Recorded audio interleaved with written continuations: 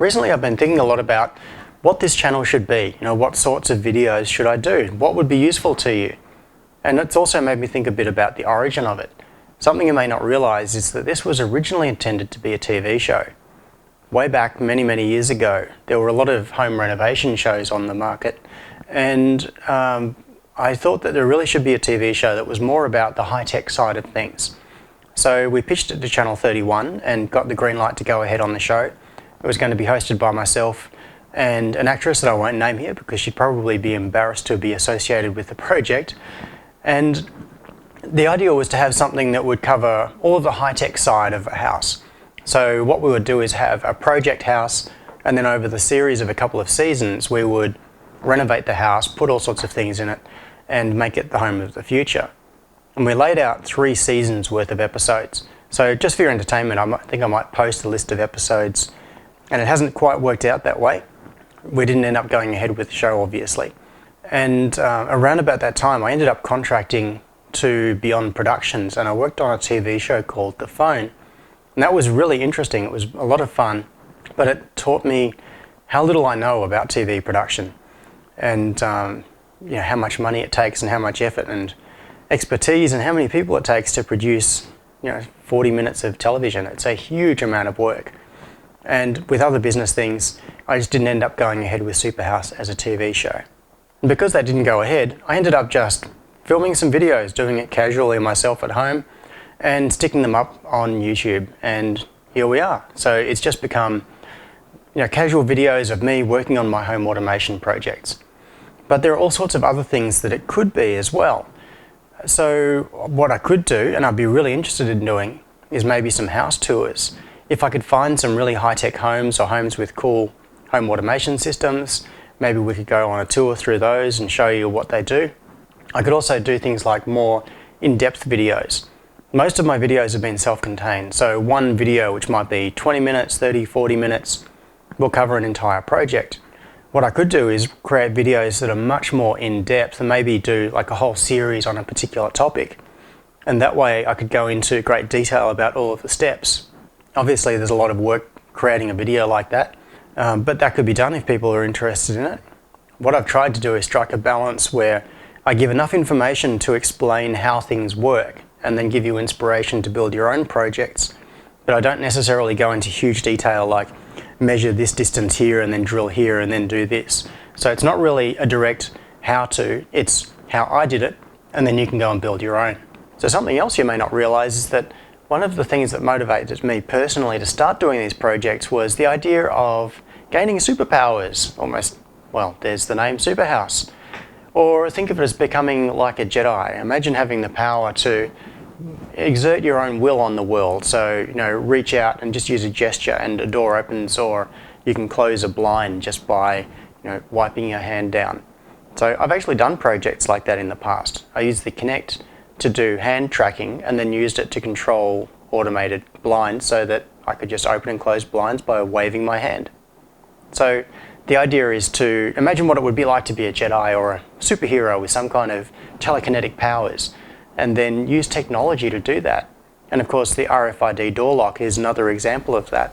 It's a way of giving yourself powers through technology.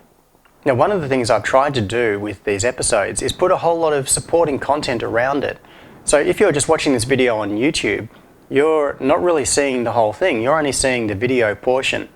But it's really intended to be embedded within a page on the SuperHouse site, which has a whole lot of extra supporting information. So a lot of the time in these videos I will use example source code, or I will talk about different products, and all of that information is available on the page on the SuperHouse site.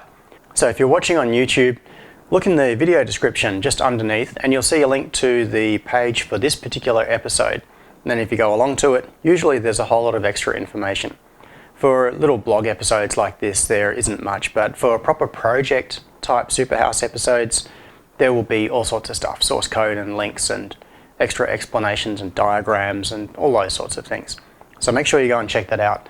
Don't think that just these videos alone are all the content. There's a lot more than that. Something else I've been thinking about for ages is I've wanted to do a podcast for a very long time. Now obviously a podcast with just me talking would be really boring. So I'd either need a co-host or guests or something like that to make it more interesting. And I don't even really know how I would structure a podcast at the moment. It's just one of those things that's been in the back of my mind. But if people are interested in it, maybe one day I could do a podcast. But one of the big difficulties I face with all of this is just, well, it's partly time and it's partly economic. So if you've produced content for YouTube, you would know that making a 20-minute video doesn't take 20 minutes. At the very best case, it might take a day of work to put it together. And that's if I've already got all of the material for the project ready to go, and all I've got to do is film it and edit it. But if I've got to develop a project as well, it might be a week or 2 weeks of work to produce a 20 to 40 minute video. And that's a really big commitment. I also have to do all my normal full-time work, and working around that can be difficult.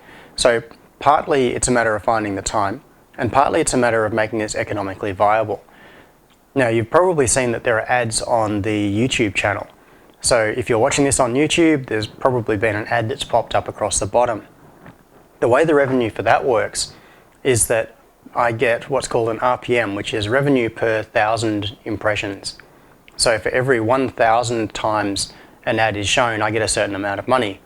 And at the moment, that's about $1.76 Australian. So that means if I make a video that's quite popular, it does well, does 10,000 views, which is pretty good for a technical YouTube video, I'll get $17.60 out of it. And that's for a video that's probably cost me in materials to create, and it's probably taken me a week of time. So as you can tell, that's really not economically viable. So one of the things I've just done is created a Patreon page. And what that allows me to do is accept donations from viewers rather than just take the revenue from YouTube, which is nothing, it's a cup of coffee. I could accept pledges. So what you can do is go along to patreon.com/superhouse, and you can pledge, say, $1 a month or $10 a month or something like that. And then that money gets collected once a month and it comes through to me as the content creator. And if I get enough people doing that, that will help make this all viable, and then I can put more time into creating these videos. Now, I've also been thinking about some benefits that I can provide to patrons. So if you go along to patreon.com/superhouse and you become a patron for even $1 a month, then you get access to patron-only content. And I've already put up a poll up there, so if you want to have input into the types of videos I produce in the future, then you can go along and submit that poll. That poll is public, so you don't need to support or do anything to fill it in. Please go and do that. That'd be really helpful for me. But I'm also going to put up content that is restricted and can only be seen by patrons. So once you become a patron, you will then be able to see things like list of upcoming episodes, maybe provide feedback on episodes that I'm working on right now so that you can have some input into it. I really want to try to find a way to give extra benefits to people that go out of their way to support me. So to summarize, 1, if you possibly can support me on Patreon, even if it's $1 a month, that would be fantastic. I would really appreciate it. 2, please provide feedback. Even if you don't support me on Patreon, go along to the Patreon page and fill in that questionnaire. Let me know what sorts of videos I should do in the future, or just put a comment down below, either on the YouTube comments or on the SuperHouse page, the blog post in relation to this.